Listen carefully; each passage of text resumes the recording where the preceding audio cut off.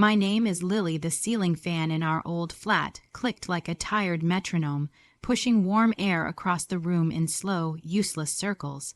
I was 16, curled on the sofa with my knees tucked under a faded curtain, scrolling through university brochures nobody else in the house would ever open.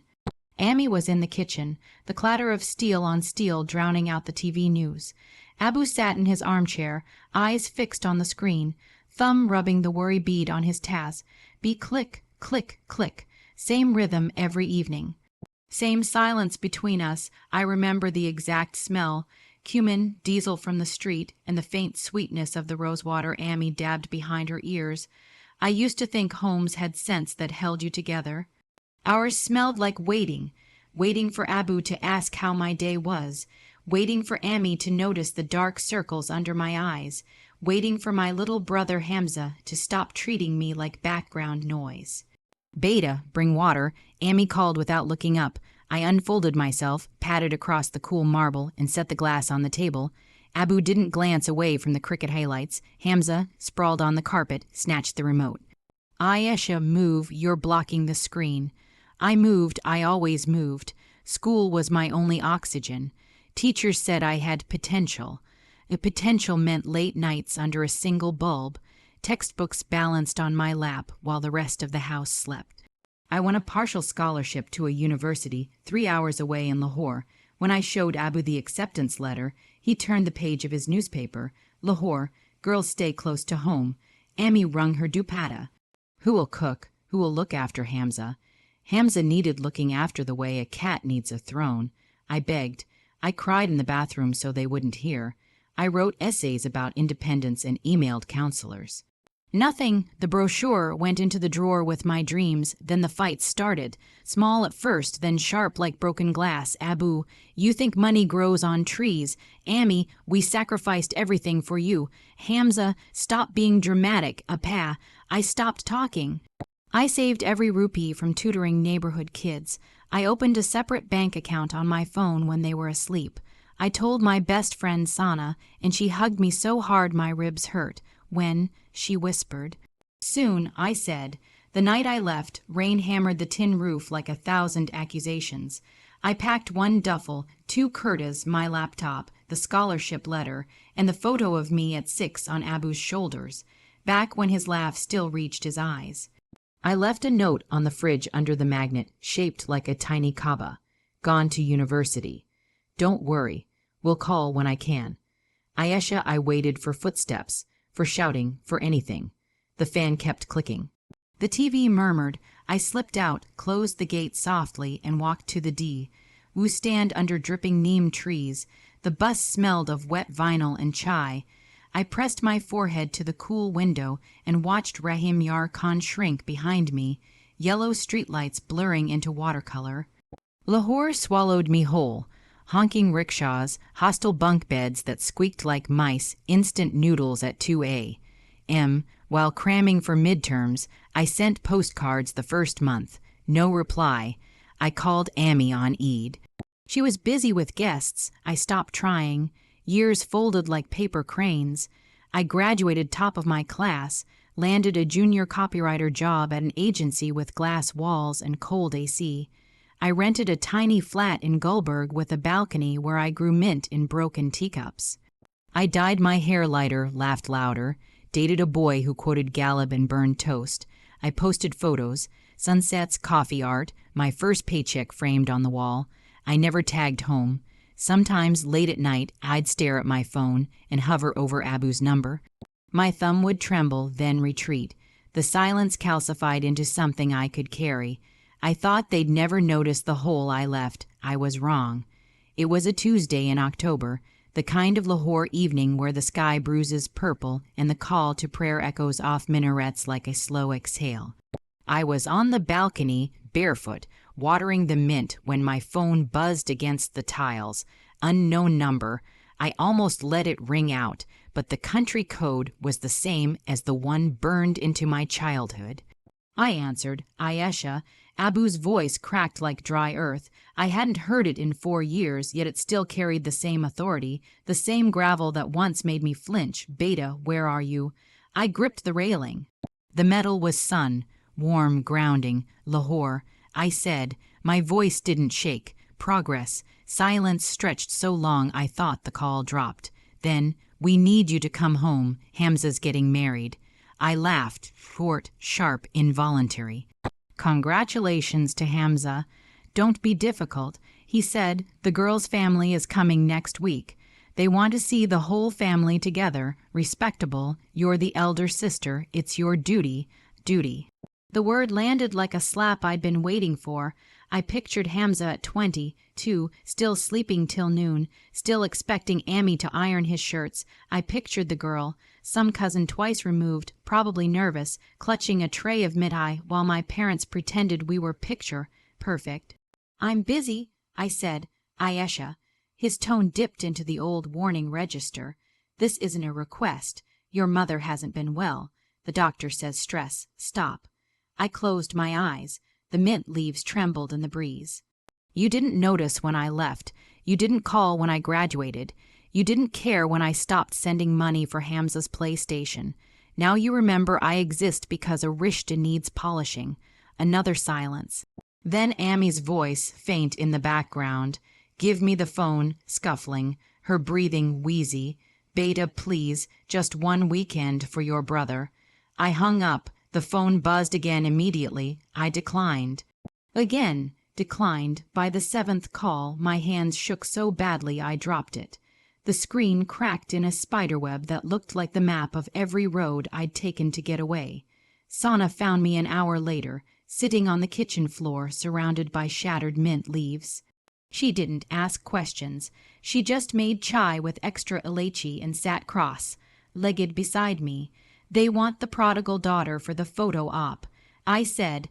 My voice sounded foreign, like it belonged to someone braver. Tell them to Photoshop you in. Sana muttered. I wish it were that simple. That night I couldn't sleep. The ceiling fan in my flat spun the same rhythm as the one back home. Click, click, click. Like it had followed me. I opened the drawer where I kept the old photo. Abu's shoulders under my 6-year-old knees looked impossibly broad. I turned it face down. The next morning the calls stopped. Instead, a WhatsApp message from Hamza. A pad, don't ruin this for me. PLZ come, I'll pay your bus ticket. I stared at the message until the words blurred. Pay with what? My tutoring money he'd spent on sneakers. I didn't reply, but the seed was planted. Not anger, something colder. Calculation. I took a personal day from work. My boss, a kind woman who'd lost her own sister to family politics, didn't ask why. I sat at my desk with a notebook and wrote 2 columns.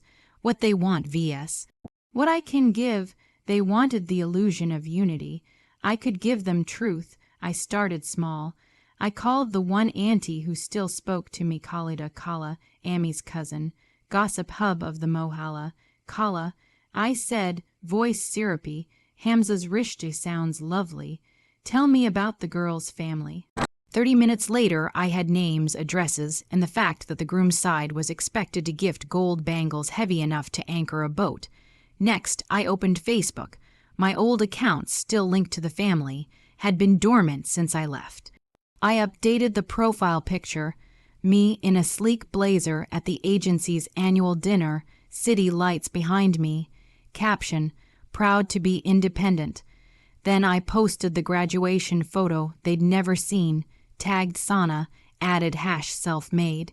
Comments trickled in from old classmates. I waited. By evening, Hamza texted again.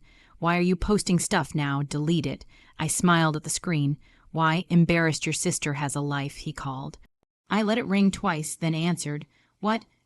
Please. The girl's mother saw your posts. She's asking questions.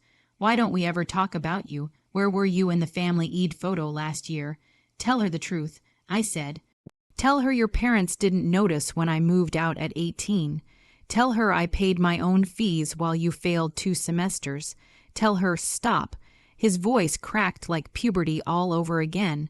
Just come home and act normal for 2 days. I'll delete your posts myself if I have to. I hung up. My heart hammered, but it wasn't fear. It was the thrill of a chess piece sliding into place. I didn't sleep again. Instead, I drafted an email to the bride's family. Polite, professional, signed with my full name and job title. Subject, a note from Hamza's sister. I attached my graduation certificate, a screenshot of the scholarship letter, and a scan of the fridge note I'd left 4 years ago. I wrote, "Dear Uncle and Auntie, congratulations on the engagement. I won't be able to attend as I live independently in Lahore, a decision my parents supported by never contacting me after I left. I wish Hamza and your daughter happiness, but I believe in transparency." Attached are documents showing how I funded my education while my brother relied on family resources. Please feel free to reach out with any questions. Warmly, Ayesha Khan, copywriter, Horizon Agency. I hovered over send. My finger trembled. Then I thought of Amy's wheezy breathing on the phone, Abu's Tasbih clicks, Hamza's entitled smirk. I pressed send. The fallout was immediate. Hamza called screaming. Amy left a voicemail sobbing in Punjabi, something about Izzat and log kaya kehenj. Abu sent a single text, "You've destroyed us." I turned my phone off and went to the balcony. The mint had survived the fall. New leaves pushed through the dirt like tiny green apologies. I watered them anyway. The agency's conference room smelled of burnt coffee and whiteboard markers. I sat through a pitch meeting, nodding at color palettes while my phone vibrated itself across the table like a trapped bee. 12 missed calls, 20, 3 WhatsApp messages, 1 email from an address I didn't recognize, Fatima, auntie87@gmail.com, subject, "Thank you, Beta." I opened it during the lunch break, hiding in the stairwell where the signal flickered. Assalamu alaikum Ayesha, your email reached us at the right time. We almost finalized everything, but now we have questions. My daughter deserves honesty. Can we meet for tea, just us ladies, Saturday, 4 p.m. Gloria Jeans, Lamb. Fatima, I read it 3 times. My pulse thudded in my ears louder than the traffic below. This wasn't part of the plan. The plan was distance. Send the truth, let it detonate, walk away, not tea, not eye contact. Sana found me still in the stairwell, takeout biryani going cold. "You look like you've seen a ghost," she said, stealing a piece of chicken. "I've been invited to tea by the bride's mother." She whistled low. "That's either a trap or a plot twist." I went, of course I went. Saturday I wore the plainest beige kurta I owned, hair in a low bun, no lipstick. I told myself it was reconnaissance. I told myself a lot of things. Gloria Jeans was all glass and fake ivy. Fatima Auntie spotted me firsts. Mall woman, hijab pinned with a pearl brooch, eyes sharp as kitchen knives. She stood, embraced me like we were blood. "You're even prettier than your photos, Beta." We ordered cappuccinos, neither of us drank. She slid a folder across the table. Inside, Hamza's university transcripts, 2 failed semesters, screenshots of his Instagram stories clubs, shisha, captions like "living my best life," and a bank statement showing large withdrawals labeled Hamza pocket money. "I did my own homework after your email," she said quietly. "My daughter is soft-hearted. She thinks love fixes everything. I think love needs a solid foundation." I stared at the papers, my throat closed. "I didn't send you these." "No, but you opened the door." She stirred her coffee, clink, clink. "Tell me about the night you left." So I did. The rain, the note, the silent house. My voice cracked on the part about the photo I still couldn't throw away. Fatima listened without interrupting, eyes never leaving mine. When I finished, she reached across and squeezed my hand. Warm, dry, steady.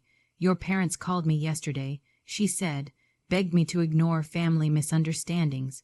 "Your brother offered to buy my daughter a car if we kept quiet." She laughed, bitter. "A car, like honor is horsepower." I swallowed. "What will you do?" "Cancel the rishta." She said it simply, like canceling a dentist appointment. Quietly, no drama. "I'll tell them it's not the right match.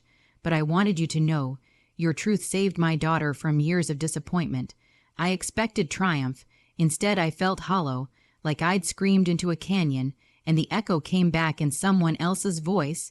That night I turned my phone on. The flood was biblical. Hamza, you witch, you ruined my life. Ami, Beta, I'm in the hospital. Heart palpitations. Come home. Abu, we are cutting you out of the family. No inheritance, no name. I sat on the balcony floor, knees to chest, mint leaves brushing my cheek. The city hummed rickshaws, wedding bands, someone's TV too loud. I opened voice memos and recorded one for Ami. My voice shook but didn't break. Ami, I hope you're okay. I'm sorry you're hurting, but I left because staying was killing me slower.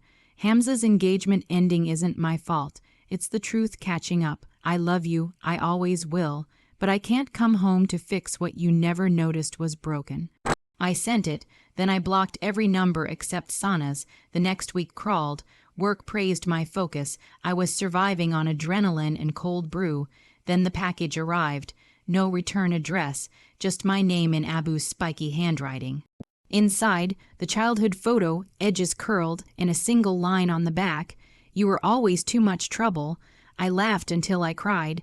Then I framed it, cracked glass and all, and hung it above my desk, a reminder. Hamza's wedding plans imploded publicly. WhatsApp groups lit up. Rish, Datut Gaya, relatives who'd ignored me for years suddenly messaged. Beta, forgive and forget. I left them on read. I started writing again. Not ads, but the story.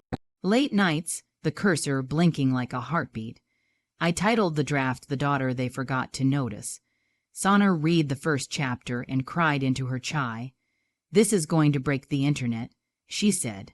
Maybe, maybe not. I wasn't writing for revenge anymore.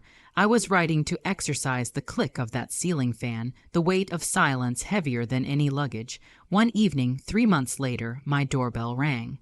I opened it to find Khalida Kala on the mat, holding a Tupperware of sheer kurma. Your mother made it. She said, eyes red. She won't say it, but she's proud, terrified, but proud. I took the container. The plastic was still warm. Tell her I said thank you. Kala hesitated. Hamza moved to Dubai. Some cousin got him a job. Your father sits in the mosque all day now. The house is too quiet. I nodded. The sheer kurma smelled like childhood and endings. After she left, I ate one spoonful standing at the sink. Too sweet, just like memory. The book launched on a Thursday that smelled of wet earth after the first winter rain. Sana had bullied me into a reading at a tiny bookstore in Liberty Market. Fairy lights strung like cheap stars, plastic chairs scraping against concrete. I wore the same beige kurta from the tea with Fatima Auntie, now soft from too many washes. 40 people showed up, mostly women clutching paperbacks like life rafts. I read the chapter about the fridge note. My voice cracked on the word Kaaba. Someone in the back row sniffled. Afterward, a girl no older than 19 waited by the signing table. Henna still dark on her palms. My parents want me to quit college for my cousin's proposal. She whispered, what do? I signed her copy. Your story starts where theirs ends. She hugged me so hard my pen clattered to the floor. The book climbed Amazon's South Asian biographies list. Interviews followed. Podcast mics, Zoom screens, a local news channel that filmed me watering the mint on my balcony. They kept asking the same question, do you forgive them? I kept giving the same answer, forgiveness isn't a switch, it's a slow leak. Then the call came. I was at the agency pitching a campaign for a soap brand. Something about clean starts. My phone buzzed in my blazer pocket. Unknown number, Rahim Yarkhan code. I excused myself to the hallway that smelled of printer toner and desperation. Ayesha, Abu's voice was thinner like paper left in the sun. I read your book. I leaned against the wall. The corridor lights flickered. Okay, silence. Then, page 142. You wrote I used to carry you on my shoulders until your feet dangled past my knees. A pause. I stopped because my back hurt, not because I stopped loving you. My throat closed. I slid down the wall until I sat on the cold floor, knees to chest like that night on the balcony. I was wrong, he said. The words sounded foreign in his mouth, like he'd practiced them in a mirror. Your mother cries every time she opens the fridge.